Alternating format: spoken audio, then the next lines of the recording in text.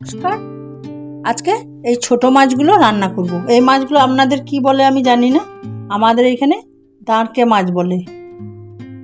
এই প্যানের মধ্যে গ্যাস জ্বালিনি, কিন্তু এখানে 2 চামচ মতো রসুন বাটা দিয়ে দিলাম, 1 চামচ জিরে গুঁড়ো, যেহেতু 500 গ্রাম মাছ আছে, ধনে গুঁড়ো 2 চামচ, 10-12টা কাঁচা লঙ্কা বাটা,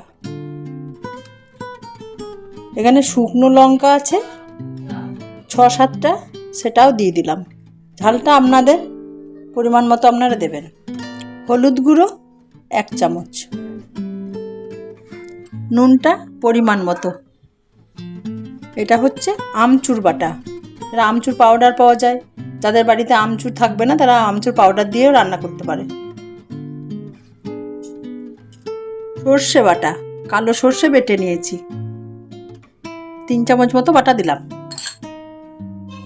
পোস্ত বাটা দিচ্ছি। এবার সর্ষের তেল দিচ্ছি।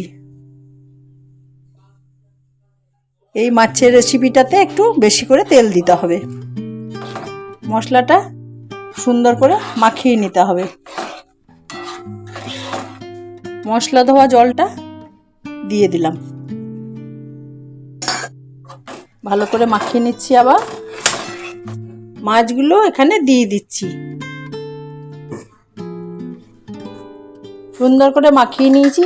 কিন্তু এই ছোট মাছ বলুন কি বড় মাছ বলুন, একটু লেবু দিয়ে যদি ধোয়া হয় না, তাহলে গন্ধটা চলে যায়, যে মাছের আঁশটে গন্ধটা। মাখানো হয়ে গেছে সুন্দর করে।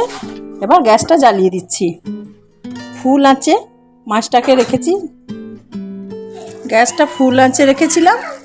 এবার ফুটে উঠেছে, ঢাকা দিয়ে দেবো, হালকা আঁচ করে দেবো। 5 মিনিট পর ঢাকনাটা খুলছি, সুন্দরভাবে ফুটে উঠেছে। এবার গ্যাসটা জোরে করে দিলাম, এভাবে একটু নাড়িয়ে নিচ্ছি। জলটা হালকা শুকিয়ে গেলে নামিয়ে দেবো। আমচুর দিয়ে দাঁড়কে মাছের সর্ষে পোস্ত রেডি।